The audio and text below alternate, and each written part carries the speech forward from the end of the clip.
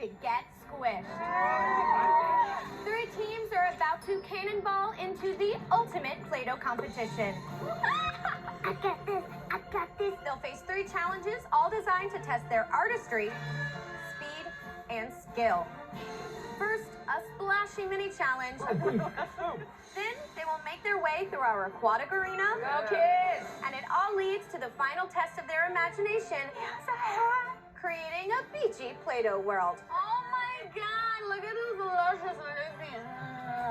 Plus, a few surprises along the way. Mom? My gosh, it is Julie Bowen. Which team will become our champs? That is the kind of amazing little detail I just love. And who is gonna get squished?